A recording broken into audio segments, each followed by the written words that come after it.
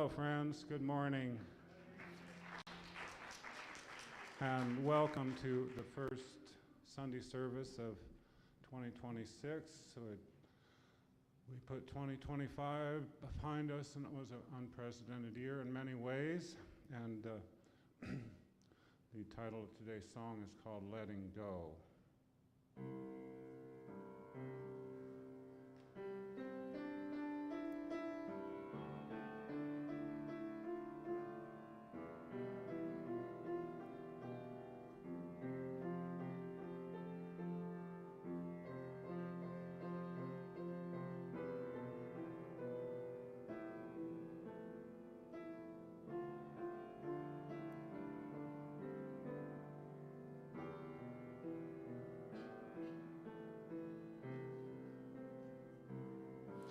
Another year is gone, another chapter done, another wound is healed, another layer peeled, and I hear a voice that gently whispers in my ear. It's time for letting go and letting God.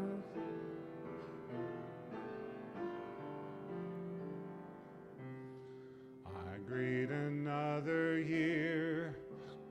This time I shed no tears. I'm writing a new song, and as I sing along, I hear a voice that gently whispers in my ear.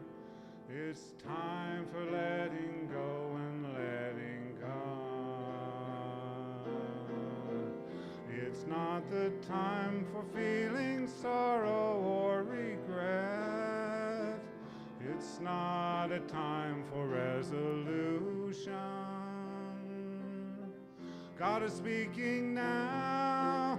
Let me hear you now. For in your will is my solution. Another year goes by.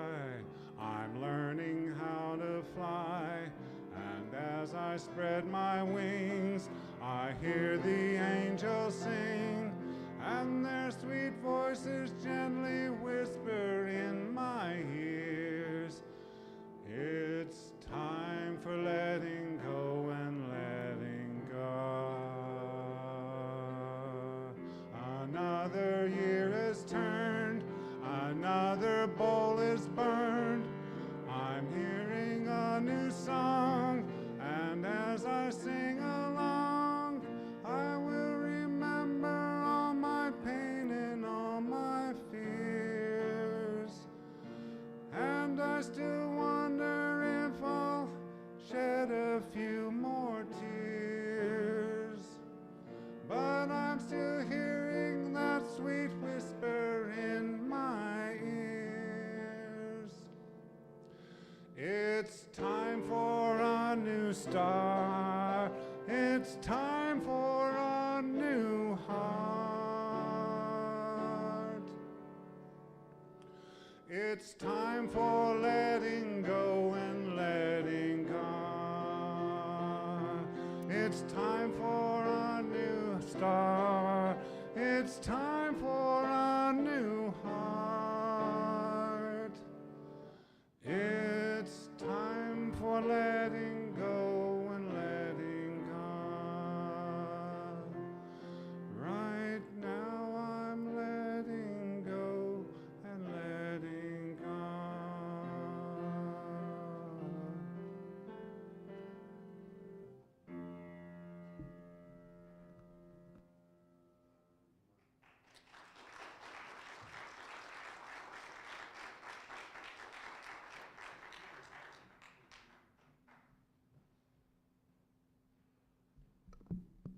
Morning, everybody. My name's Janine Flotten, and I'd like to welcome those of you here in person and also our live streaming participants to Unity of Missoula. And thank you for that, Mark. As we begin this service, let's take time to honor one another. We can greet one another with waves and nods and other non-physical means to show our love and appreciation for each other.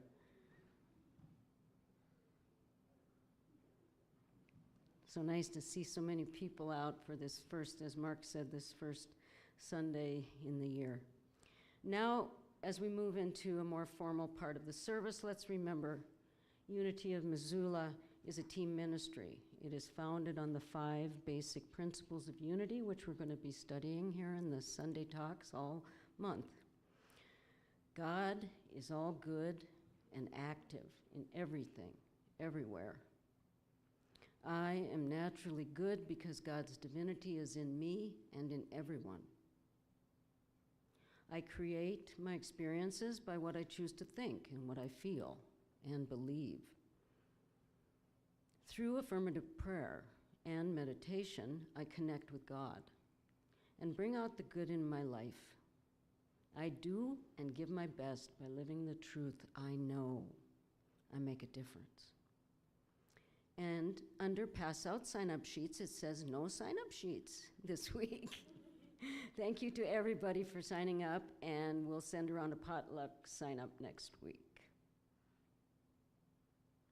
Now this is the time where we share together the reading from the Daily Word, our bi-monthly meditation magazine that is published by Unity World Headquarters. And the word for today is prosperity. I rise above material concerns and claim my prosperity. No matter the shifting fortunes of the world or in my life, I can still live prosperously. If I am troubled by circumstances, I have the power to shift my consciousness and align with spiritual truth. Realizing I am heir to the world's abundance fills me with gratefulness. God is limitless, and there is no lack in God. As Jesus taught in the 12th chapter of Luke, it is the Father's good pleasure to give you all of the kingdom. I meditate on this scripture until I begin to feel the divine idea of prosperity taking root in my consciousness. I practice responsible stewardship of my material resources and place my trust in God, relying upon spiritual truth. To feel the fullness of prosperity, I affirm, I am prosperous. And from Psalm 37, verse 11, the meek shall inherit the land and delight themselves with abundant prosperity.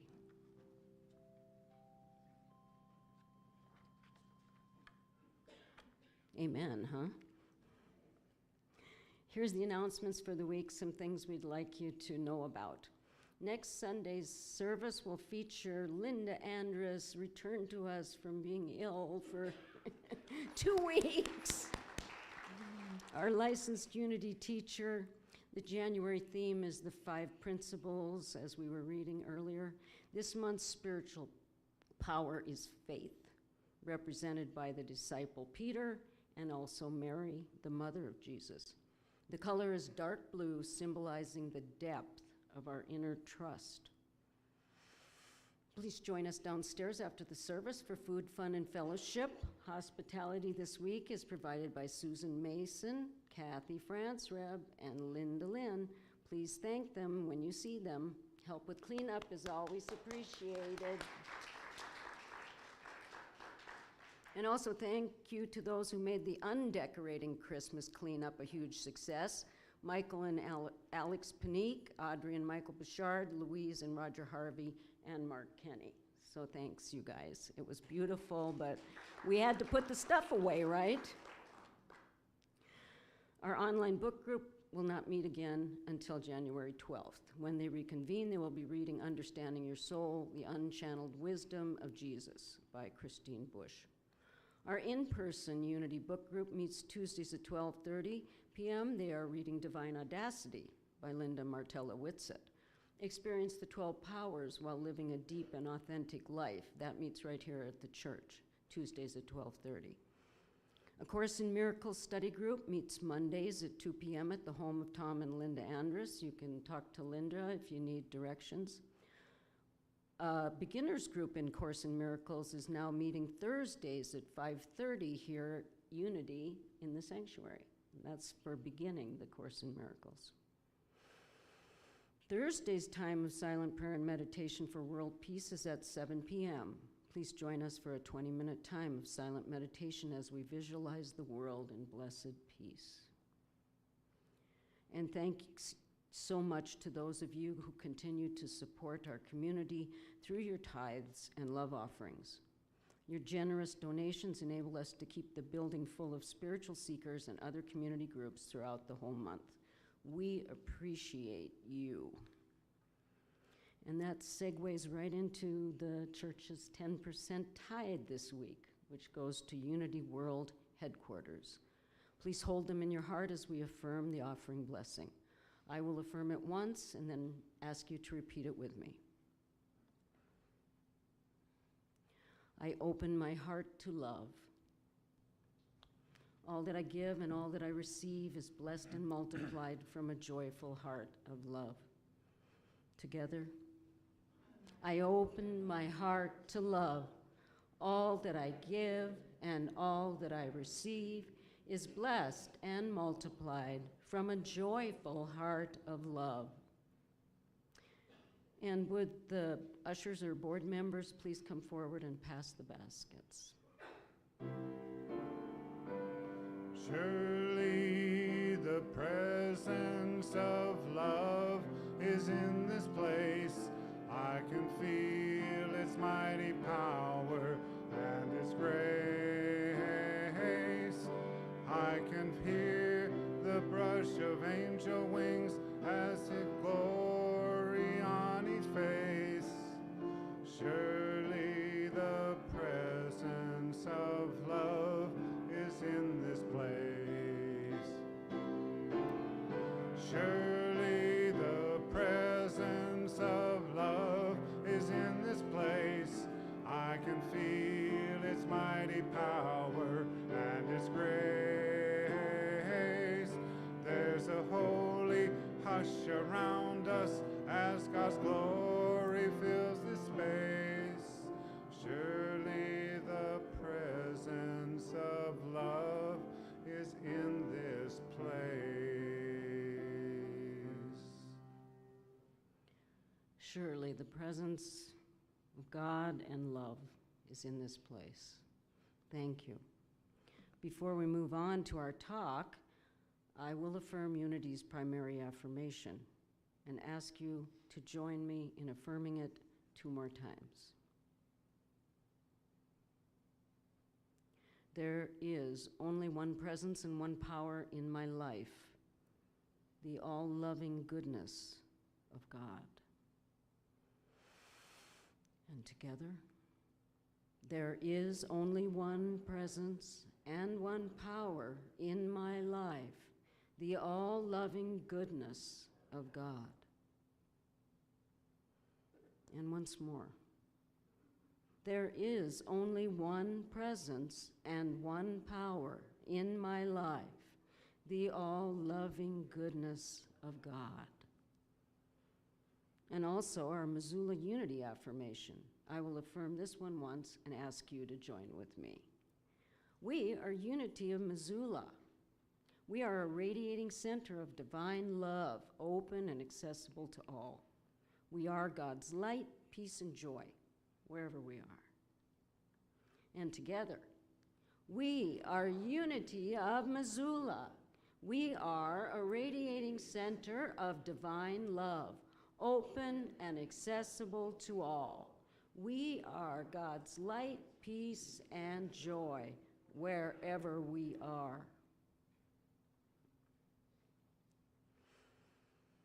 Here at Unity of Missoula, we maintain a circle of people who have made a commitment to pray every day for others at their request. If you should have any names of people that you would like held in prayer for this month, you can place their names in the prayer box that's located on the altar. or call the church and leave a message with their names. These will be sent out to our prayer circle here in Missoula and also on to Silent Unity for 30 days of prayer. Please join me now in prayer as we hold all of them in our hearts. You may also say aloud or silently the names of those you wish to bring into this time of prayer.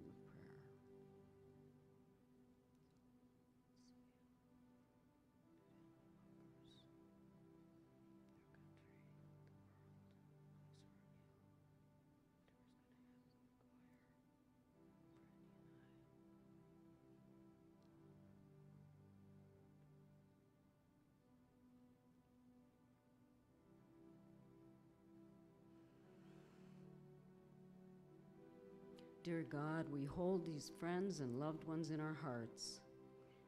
We behold their light as expressions of the indwelling Christ. We release them to your care and affirm divine order in their lives and in ours. Thank you, thank you. Thank you, God. Amen.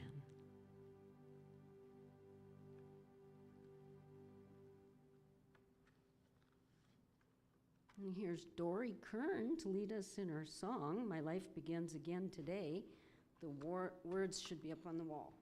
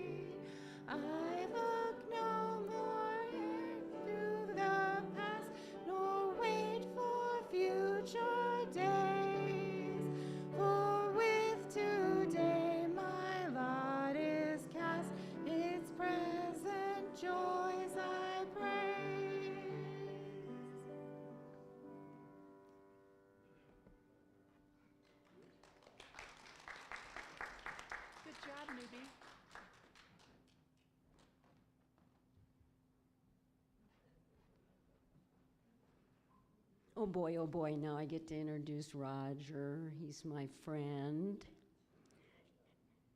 And all the things I could list about Roger that are they just make me, my heart expands.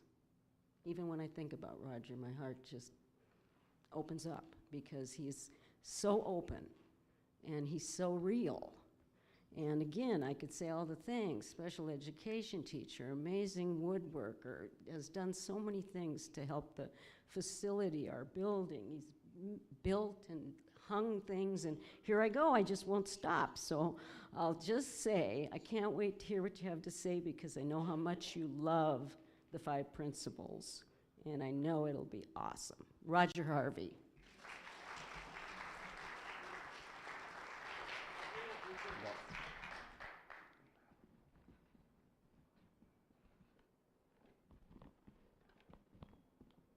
Good thing I put wheels on. Oh, God. Now we're streaming now, you know. We can be sued for, we can be sued for false advertising. Oh my goodness. So thank you for all being here this morning on this first Sunday, I think that's the third person that's got said this, of this new year. It's really quite amazing that we're in another year already. I remember at the beginning of 2025 that we were all anticipating some changes in our lives, and how quickly it has flown by. And I started thinking about that, and I remember being in the 4th grade in Mrs. Starcher's room, and I came back to school in the 4th grade in Chinook, Montana, and for the first time in my life, I realized that it was a new year. And for whatever reason a 4th grader does these things, I thought, how old will I be when I am in the year 2000? That seemed like a million miles away. Well, I would turn 48 in 2000. That just blows me away. In 3 days, my eldest child will be 44 years old. And if you want to do the math, she's 30 years younger than I am. So this year I'll turn 74. So life just keeps going so fast, and we just are amazed at that. And as Janine said, I really do like these tenets. I call them tenets. I know I should call them principles, but I got used to calling them tenets. And I find that word a little stronger. I like that idea that they're brrr. So. But in any case, when Therese called me, she said, would you talk? And I said, sure. She says, oh, God, I'm so glad because I've talked to 3 other people and they said no. So I'm number 4. Oh, but that's okay, because I really like the tenets. And I was so excited. Already within minutes, I was thinking about how I was going to talk about all 5 tenets. All 5. Oh, I was so excited. I really had a plan. Within 2 days, I had a plan for how I was going to talk about all 5 tenets.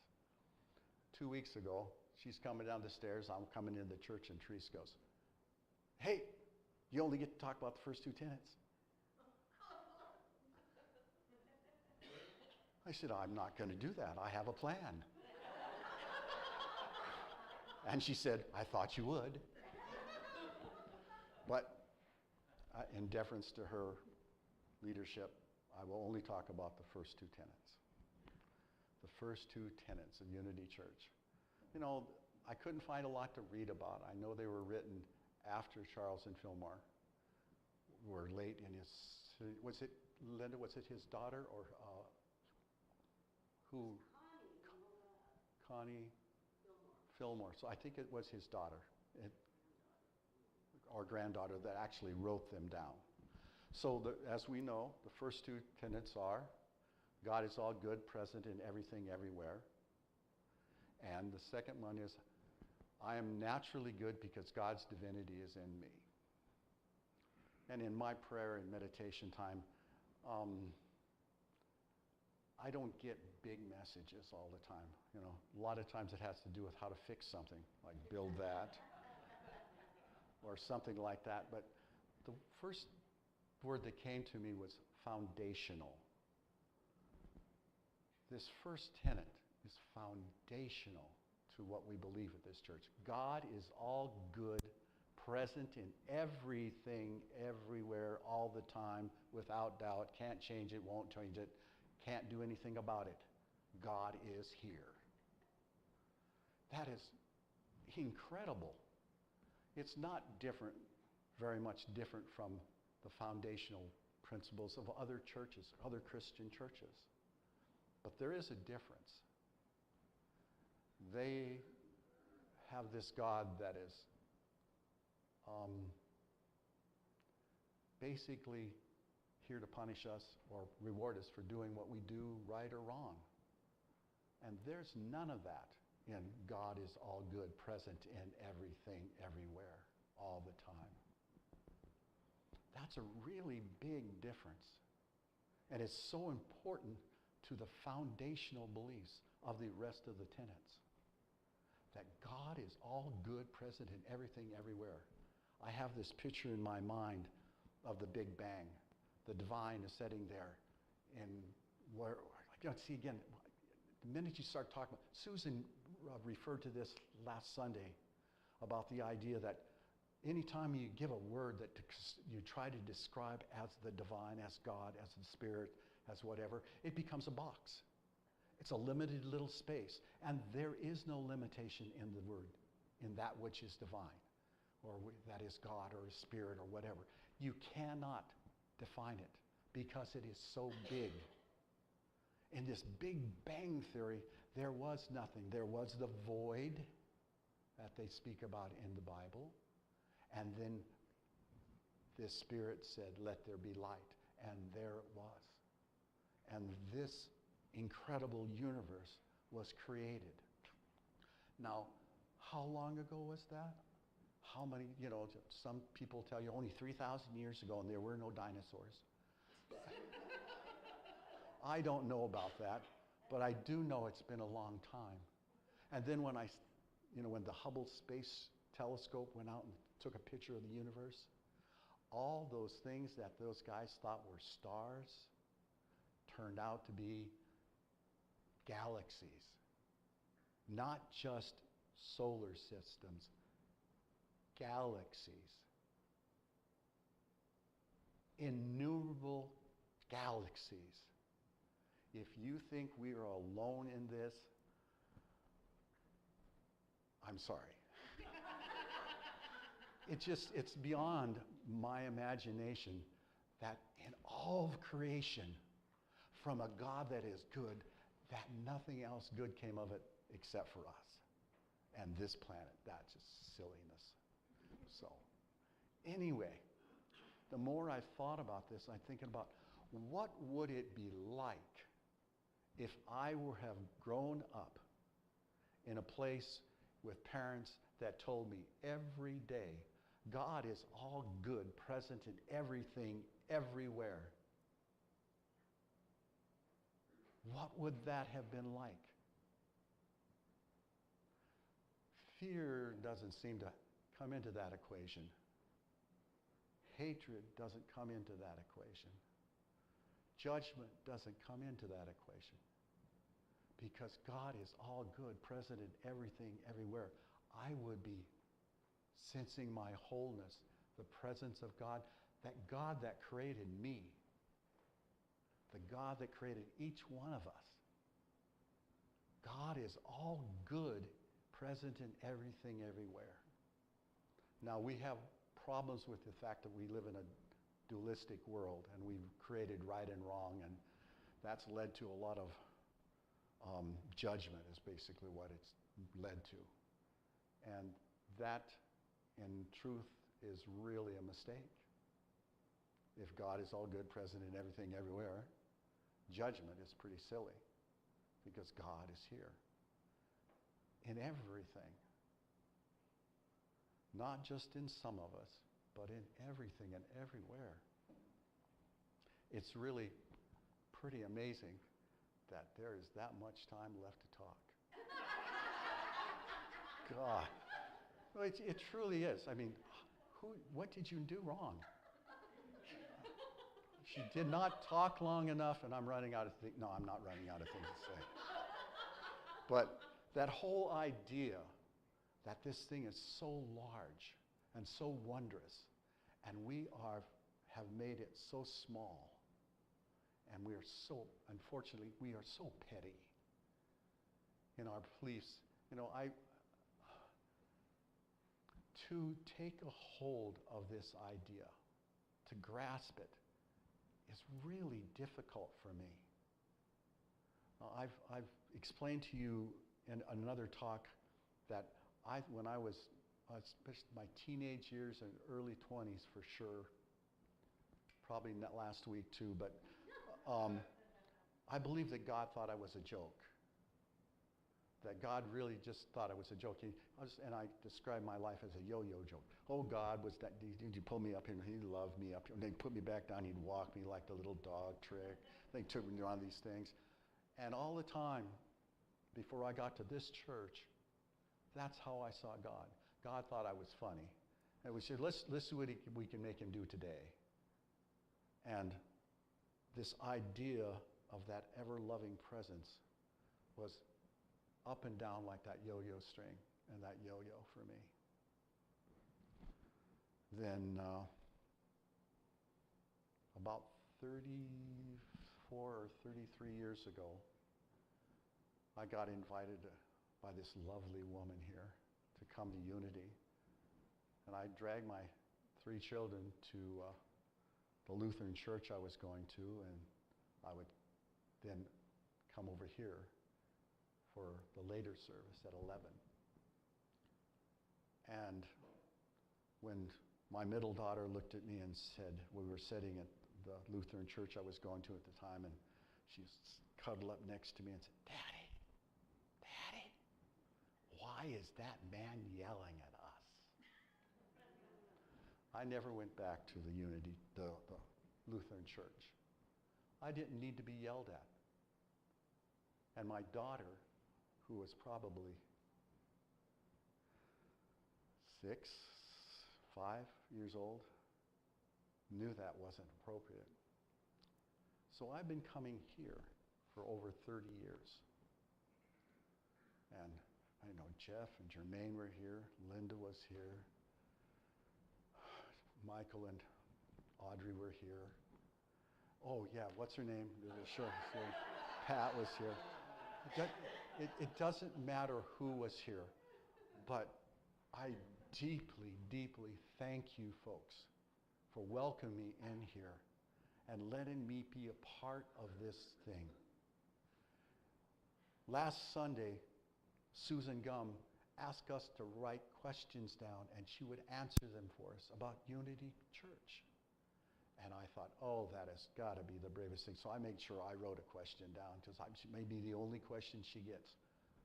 Not true at all. I was so impressed by all of you. You're all searching like I am searching. You all have questions. I talked to people who said, well, I didn't write one down, but I had one. All I could think is, I can't wait until we can do that again. Because it really is affirming for all of us that we are on a path of spiritual growth. To understand this concept that God is all good, present in everything, everywhere. That is just incredible.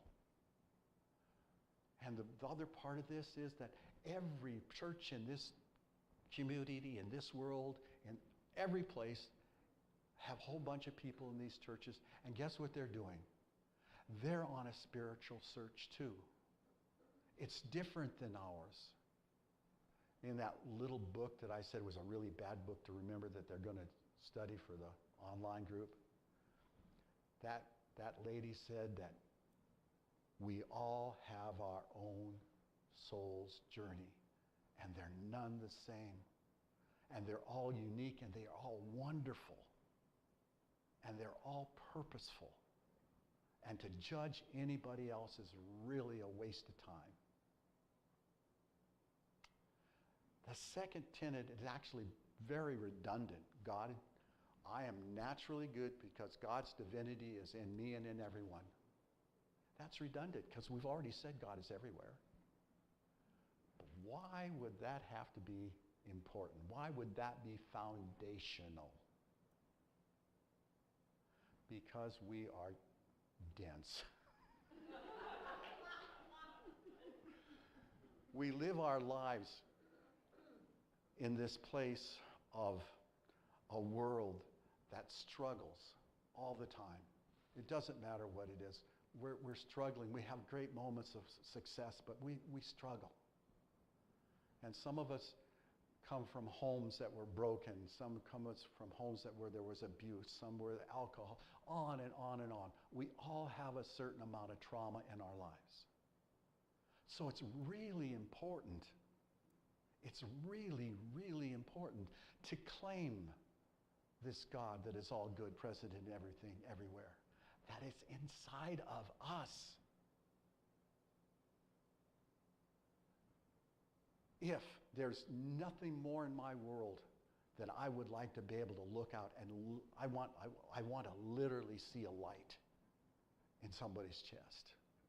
I literally want to be able to feel that anytime I look at any person in the world. No matter what kind of person they are, no matter if they're murderers, whatever, robbers, thieves, whatever, at their very essence, they are divine. That is a really hard pill to swallow. But if I'm willing to claim that for myself, I have to let you all in on the secret. We are divine children of God. The Christ lives within us. We are the joy, the presence, the power, whatever. I have a piece of paper here that has 147 qualities of love. I'm not going to read them to you. But every one of these qualities of love are a statement. You know, in Charles Fillmore's writings, he says, God is love. We are the manifestation of that love, therefore we are loving. God is peace, therefore we are peaceful. We have to claim those things for ourselves. God is, I am naturally good, and because God's divinity is in me and in everyone. We have to claim that. We talk a lot about affirmations and denials as a part of the unity process. These are affirmations, folks. God is all good, present in everything, everywhere. That's a statement of truth. I am naturally good because God's divinity is in me and in everyone. That is an affirmative statement. I want you to say it with me, okay? I'll just tell it one more time. I am naturally good because God's divinity is in me. We'll say it together. I am naturally good because God's divinity is in me. We can't say we all the time. Do you understand that? We can't say we, because that's a really nice global thing. We have to claim it for ourselves, because we can be outside of we. When I was in high school,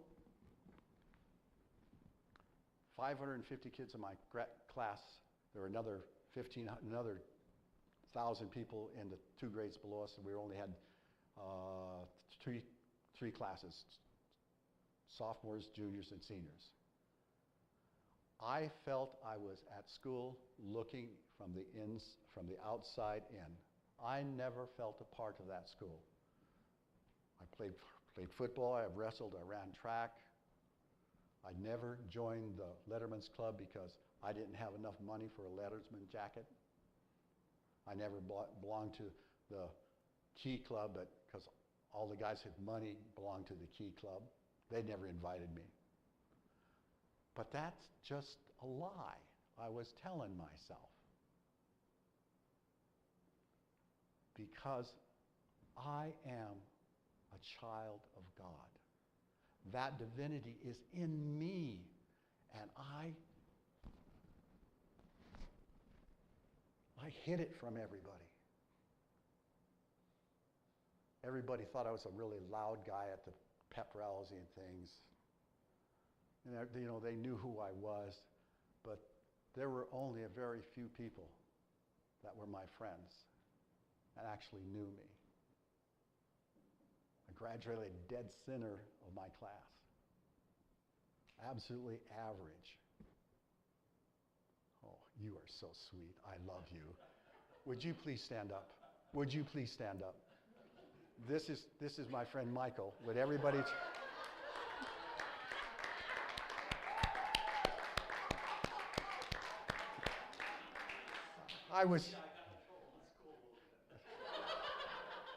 All I could think, folks, is I'm watching him messing with his phone. I'm thinking, what the hell is he doing? I'm trying to talk here. Thank you for that. Okay, so here I am trying to be a human being in a place that I didn't feel human. I wasn't seen. And the reason I was so loud was I basically just wanted to be seen. I just wanted somebody to recognize that I was actually there. Mr. Quinn, who was the government teacher. He had given us, first quarter, he'd given us 3 tests. I got 100, a 99, and a 98, so I'd missed 3 points out of the 300 points we were thinking. And he gave me a B from my quarterly grade. And you got to realize that when I was 17 years old, I bench pressed nearly 300 pounds. I weighed 165 pounds, and I was built like a house. And I saw him in the hallway one day, and I said, "What is wrong with you? I missed 3 points. You gave me a B?" And he looked at me and he goes, "You talk too much." I said, "You better believe it." And I think I intimidated him then. So wherever Mr. Quinn is in my life now, wherever he is, I'm sorry, a little bit. But that idea that we believe this story about ourselves, we believe that we are less than, we are not worthy. The Catholic Church, the Lutheran Church, I know for sure have a part of the liturgy that they read every Sunday that says, "I am not worthy." That is a lie. That's all there's to it. It's not. We are all worthy. God didn't say, "I only like the girls, I only like the boys." Some places in our country, the boys are always more important. My brother, on the phone call just here recently, we were talking about things and politics and stuff. He says he had watched a group of people, a large group of people, were all standing on the end of a football field. And he said, all the people that have 2 parents move forward. A bunch of them moving. So, and as more questions, people who are disabled, if you're disabled, stay there. Everybody else move forward. If you got blue eyes, whatever, you went around. And finally he said, when he got all done, he said, "Now everybody in the front, turn around and look back." He says, "That's what white privilege looks like." And I thought, what a beautiful demonstration of what we're missing when we exclude anybody. When I was up at the conference in Bellingham, there was the minister from Spokane made 2 statements to me. He said, "If you can't love everybody, you can't show unconditional love. Not even to those you love a lot. Because you don't love everybody, it's not unconditional love." If you exclude anybody for any reason, you're not inclusive. We have a long ways to go, but this is the truth.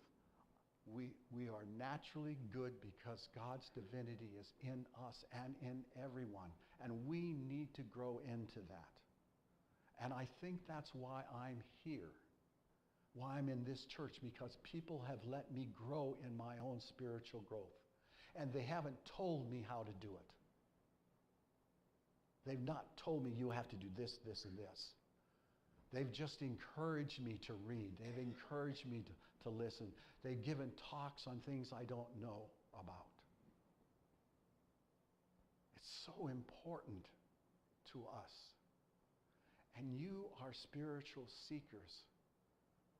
You are all spiritual seekers, doing wonderful, wonderful things in the world, no matter what you believe you're doing. I had a kid come up to me when Tester's first time he ran for Senate, and I was passing out Senate stuff at the football game. This kid runs up to me and says, Mr. Harvey, this is so-and-so." It's a young lady who was with him. And he said, "This is the girl I'm going to marry. Mr. Harvey's the man who taught me to read."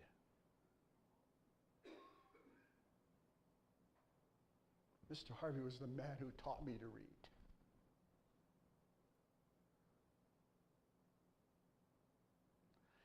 I didn't know that.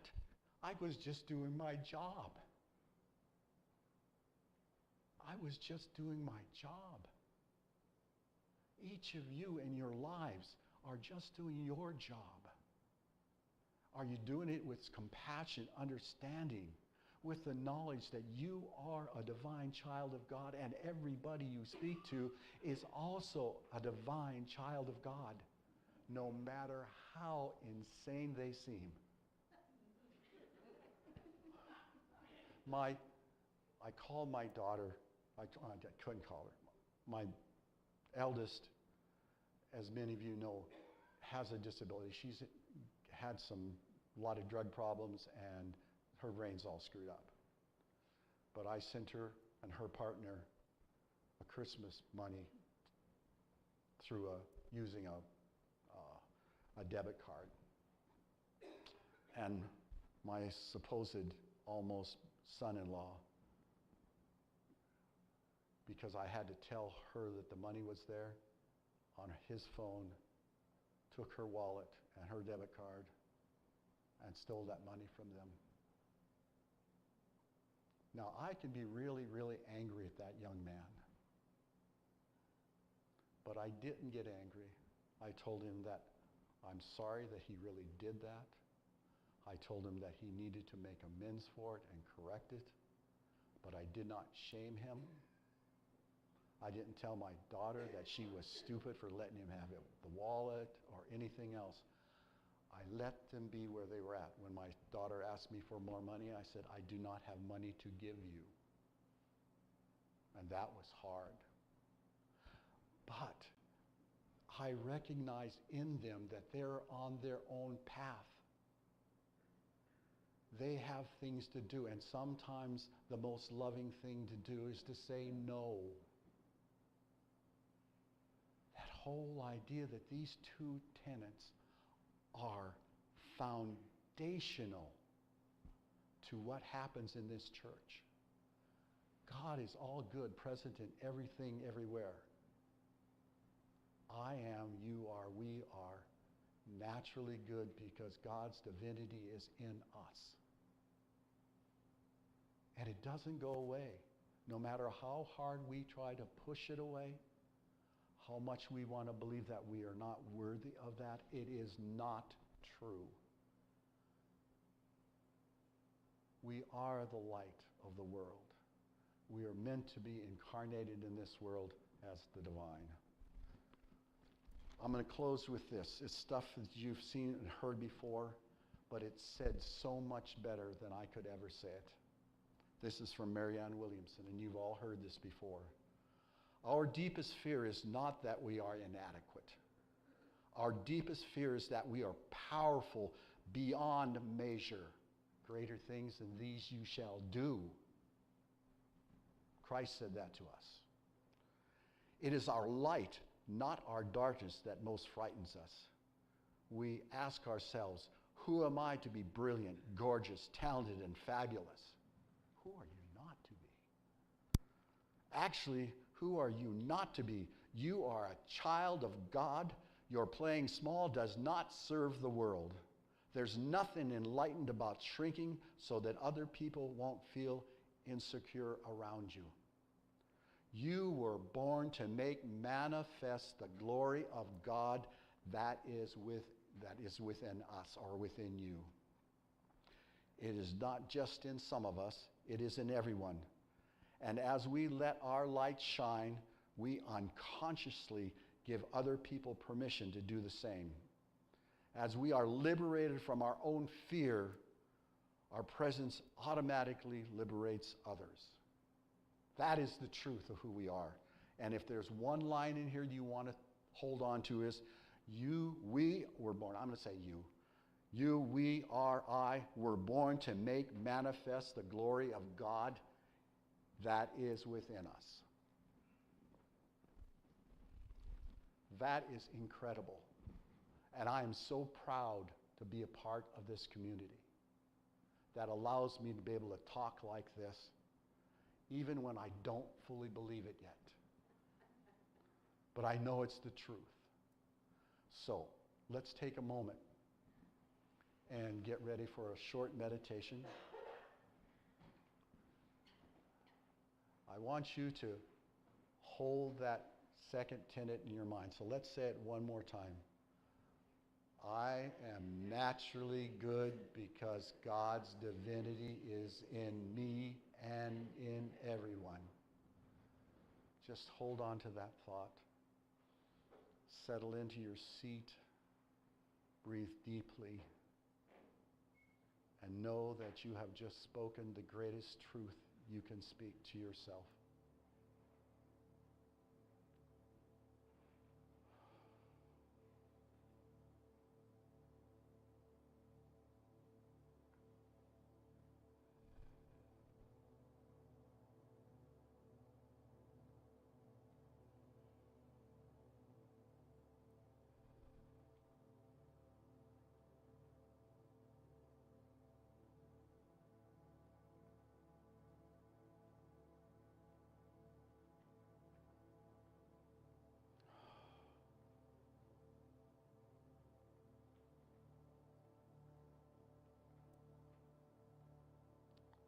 I am naturally good because God's divinity is in me and in everyone.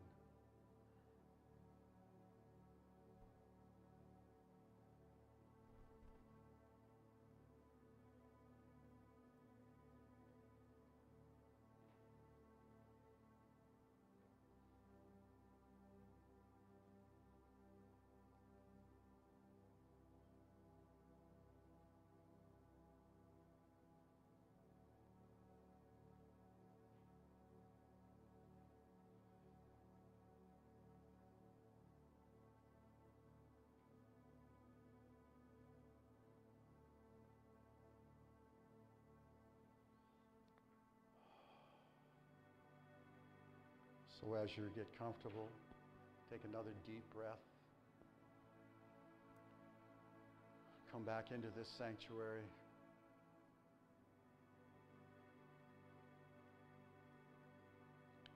Know that you've been speaking the truth to yourselves. That the foundation of this community is based on these two truths. God is all good and present in everything, everywhere. You and I are naturally good because that divinity is in us and in everyone. So come on back, and we'll do the prayer for protection.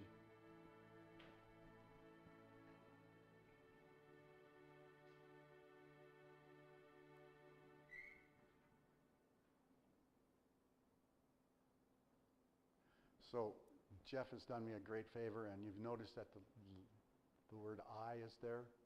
I think this is so important that we claim it as an individual. So let us say it together. The light of God surrounds us. I am the light. The love of God enfolds us. I am the love. The power of God protects us. I am the power. And the presence of God watches over us.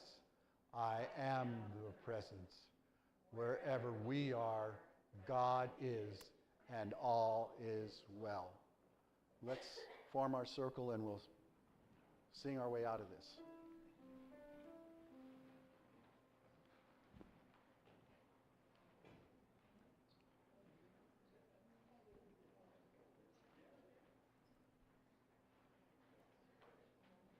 Oh, we're going to have to make it smaller. We have to move forward a little bit here. Let's go. They'll come there. It's a little bit of a stretch. Yay!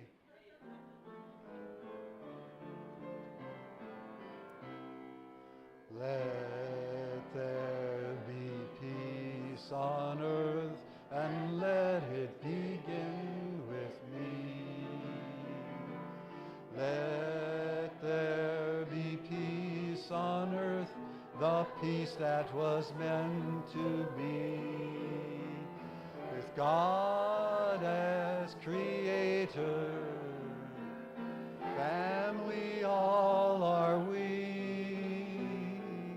Let us walk with each other in perfect harmony. Let this begin with me. Let this be the moment now. With every step I take, let this be my joyous vow.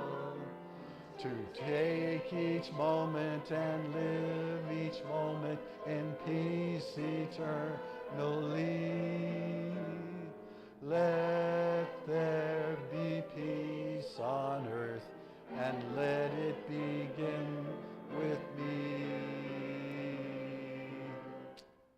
Thank you all for being here and indulging me.